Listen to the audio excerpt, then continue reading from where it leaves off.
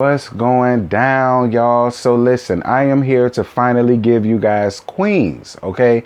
This is a new show on NBC. This is season 1, episode 1. Girl, this is the pilot, but it's called 1999. Shout out to Queen. I really did not know how I was gonna feel about Queen, or even if it was something that I was gonna add, but it was real. It gave me what I needed. So I said, you know what? I'm going to see if the video do what it do. So the episode starts off with 20 years before we get down to now. So we get introduced to Eve, a.k.a. Professor Sex, a.k.a. Brianna, okay? And she gave us a nasty piece of rhyme in the beginning, you know, giving us what EVE do, child. But in the real world, you know, 20 years after all of that, she's a wife and a mom of 5 kids. So Notori, aka the Thriller, aka Jill, is now in the confessionals talking about she cheating on her damn husband. And then we find out not only is she cheating on her husband, she's a carpet muncher at that. We'll get to it in a second, child. I don't know how the Catholics feel about that, even though they shouldn't, because we all know what the priest got going on around there. Anyway, so then we get down to Nadine, aka Butter Pecan Honey, aka Valeria, child. And she's a talk show host. We find out that she's the sole reason why the group broke up in the first damn place. And we're going to get down to that in a second. And then last but certainly not least, we got Miss Brandy, who y'all keep dubbing the vocal Bible girl, I guess. AKA Explicit Lyrics, AKA Naomi. And she's just an average singer. All right. She said that, you know, rapping was cool, but her first love is singing, and she wants to do the music that she wants to do. But people didn't want to see Naomi. They wanted to see explicit lyrics. And so she was at this little bar, this little hole in the wall establishment, and you know, these Caucasian boys started giving her all kind of flack, and then she had to switch from Naomi to explicit lyrics on that ass. Yeah, white boys, show your motherfucking, show the motherfucking queen some respect. She a queen in that aspect. Because y'all thought y'all was going to try that damn woman until she came out and spit bars on y'all asses. Sit down somewhere. Moving on. I love the nostalgic moments. I love how they had the fake ass AJ and Free. I love how they had the fake ass 106 Apart. I love how they had the fake ass Cribs. I love how they had the fake ass BET Awards. I lived for all of that. It really did bring back nostalgia for me, and I was down for that. So Brianna comes home and she finds her husband Jeff, aka Tyreek, Tia's boyfriend from Sister Sister. She finds his ass up in there knocking boots with one of his white students. Girl, bad enough you cheating. Then they got the nerve to be with a Caucasian woman. That's your damn student at that. That's a lot. That's a lot. And then what made it even more weird for me was how she clearly knew that this man was married, because the minute that she came up in the bust up in the room after coming from the grocery store and the other type of stores trying to find some sexy lingerie for him, she has to come home and see that. And then the girl is just like, oh my God, I didn't know you was going to be here. He told me you weren't going to be here, yada, yada, yada. And you know what, Jill? You's a much better, I mean, not Jill. Brianna, you's a much better woman than I'll ever be, because from the point that little skid bitch knew exactly who the fuck I was, and she was still up in here fucking my damn husband, where I sleep in my bed and where my kids sleep. Oh, baby, this would have been a whole first 48 situation. Y'all would have saw my ass in the box talking to Detective Armstrong and all of them, because I ain't got no time. You better than me. So Jill is still trying to get pregnant by her husband, but you know, it's never gonna happen because she's really a carpet muncher. Okay, she dick and dyking. All right, she prefers the taste and the touch and the love and the caress of a woman. That's what she wants. She was raised a deacon's daughter, and she talked about how, you know, the daddy prayed for over 2 days or 2 nights over a cousin that he thought was gay. So, you know, the fact that she was raised from that, plus she's a devout Catholic, you know, and I think she does something with the parish. I mean, it is a lot. That's a lot of pressure to be up under simply because you just can't be yourself. That is a lot. You live in a whole lot. That is a lot. So her lesbian lover Tina come round there to the house. Mind you, her husband is upstairs. She went downstairs to do some type of paperwork on her laptop or whatever. And Tina comes over there, starts trying to kiss her all in the mouth and all that stuff.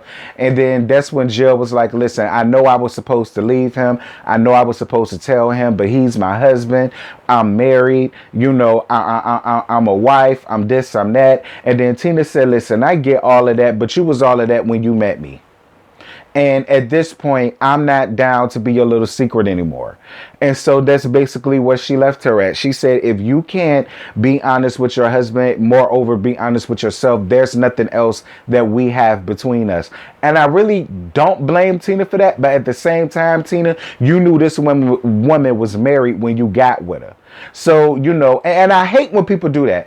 I hate when people get into something with somebody already knowing the circumstances, but then want to turn around and change the rules. You know what I'm saying? All of a sudden, it's not good enough for you and all the rest of that shit. But if that's the case, bitch, that's why you should have ran out there and found you somebody that was not already spoken for. You know what I mean? It's just like when people do that, I just find that really silly to me. But I'm going to tell you something, though. This goes to Jill and Tina. How you get them is how you lose them. Just saying. So Naomi goes to see her daughter JoJo, and JoJo ain't got no time for Naomi and her foolishness, you know. And I see this is about to be another Cookie Lion, you know, another Mercedes from P Valley type of situation where the mama wasn't in the child life, and then the child is holding all sorts of resentments because, you know, instead of being there for them during the most important times of their life, you know, the parents are running off out here chasing rainbows and waterfalls. It's the same proverbial thing. I mean, I had a feeling it was going to come in there somewhere because that's usually the case, but I'll accept it. Because it's Brandy and all, I'll accept it. So Brianna tries to have dinner with her family and Jeff, but she just can't get past, you know, what she had to walk in on and what she had to experience and how, you know, he now wants her to, like, you know, just play it cool for the kids and all of that. And I didn't really blame her for getting up, storming off the way that she did. Like, that's a lot. That's a lot for me to have to walk into seeing you cheating on me with one of your damn students. You could be diagnosed with cancer. I forgot to mention that. You could be diagnosed with cancer. We already have 5 kids. Like, it's just a lot for that woman to have going on. And it was just a lot. So when she decided to leave the house, she goes down into her car and she turns on the radio. And that's when she heard their song from way back when, 20 years ago. So the group members get back together by way of Eric, and Eric used to be their old manager, and he also used to be Spacavelli's, obviously, with both Valeria and Naomi. So their old manager is, I think he's managing the new artist Muffin. I think that's what he is to her. I don't know. Or maybe he works for the record company and he's not really the manager like that. I don't know.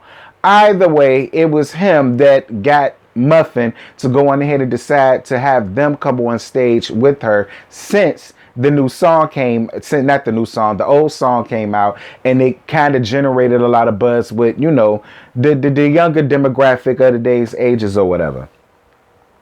So Naomi feels like Valeria is the reason why they broke up, and she was feeling like she used them to get to where she is now. But we find out that the both of them had a situationship with Eric.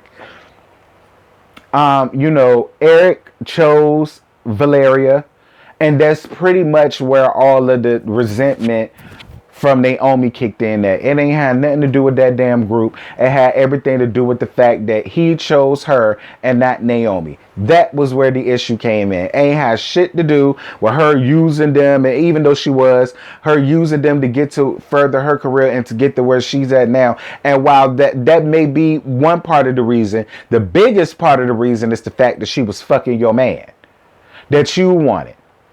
The man that you decided to play a side chick for, and he fucked you over for. I'm just saying.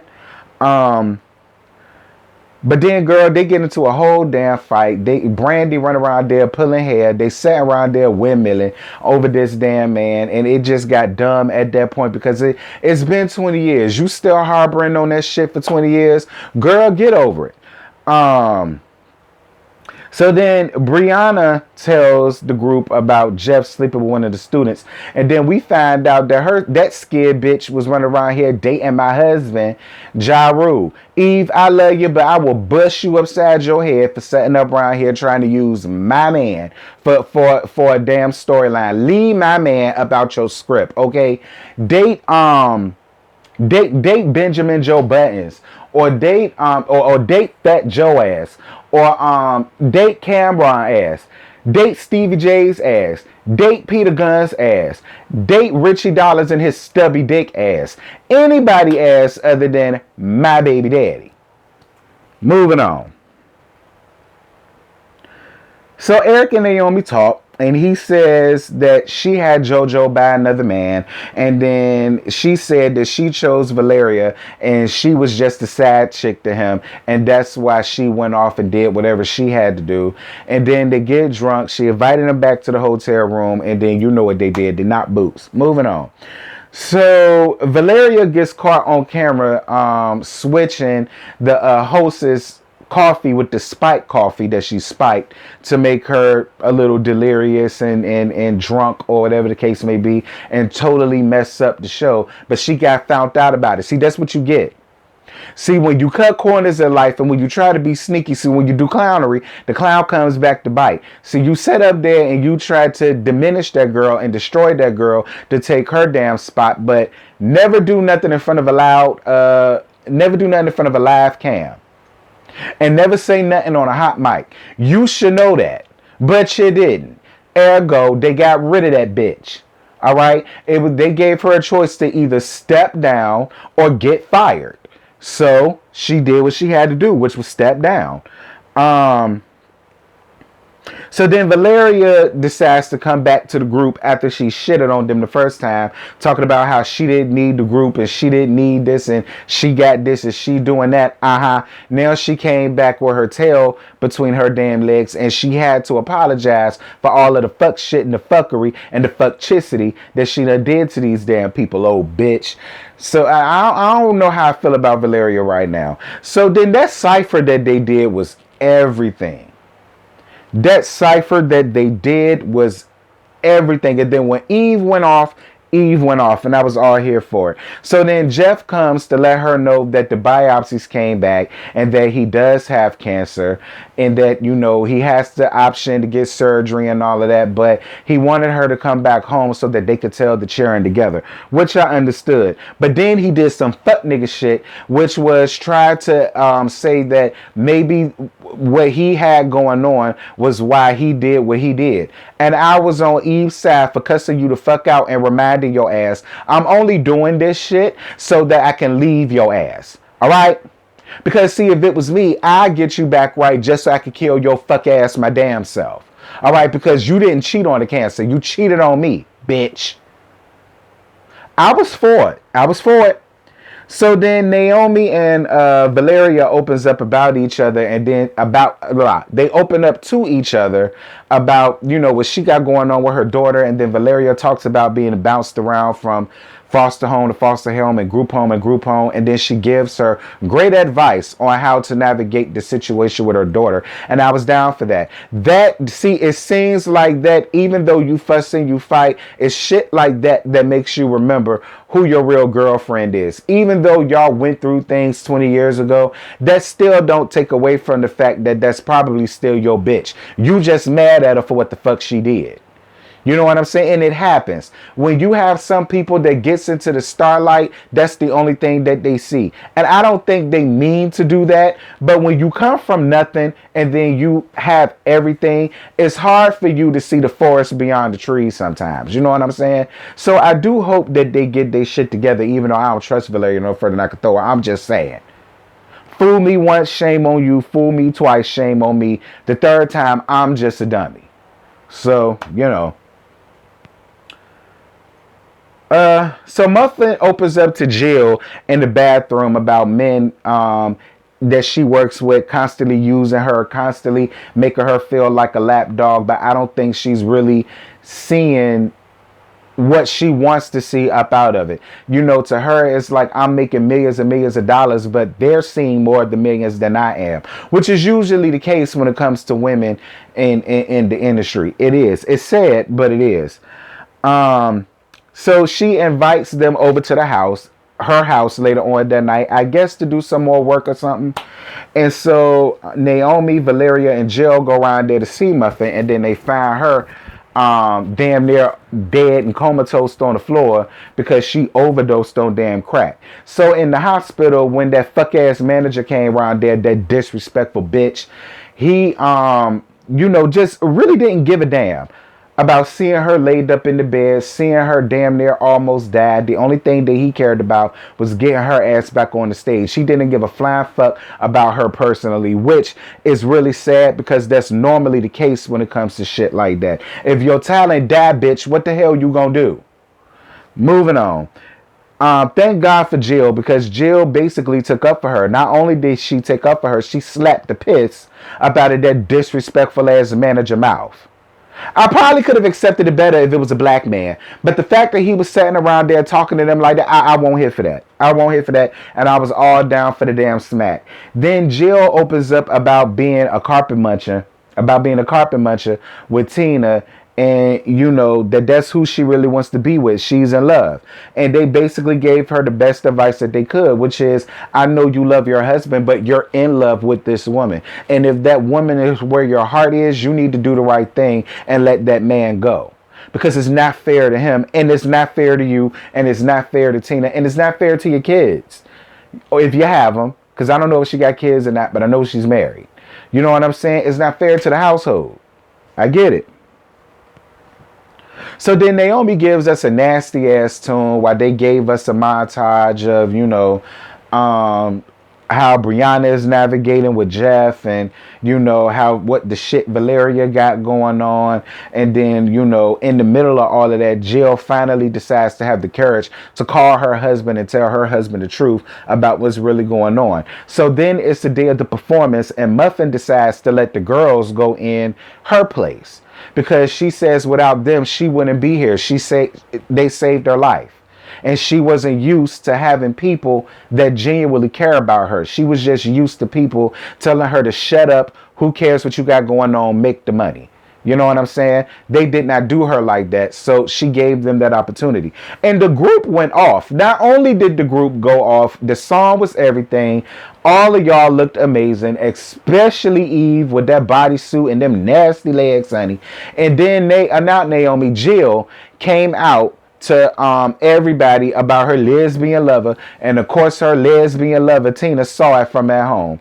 But y'all, that's it. That's all I got for Queens. Queens was really good. And more than likely, I think I'm going to keep it on the repertoire. I think I am, because this was good. I wasn't expecting it to be what it was, but I'm glad that I gave it a chance. I said I was, and here I am, and I'm glad that I did. So y'all drop down in the comments. Y'all let me know what y'all think about this. I'm sorry it's late, but oh well. Let me know what y'all think about it. And until next time, I'll holler at y'all later, girl. Bye.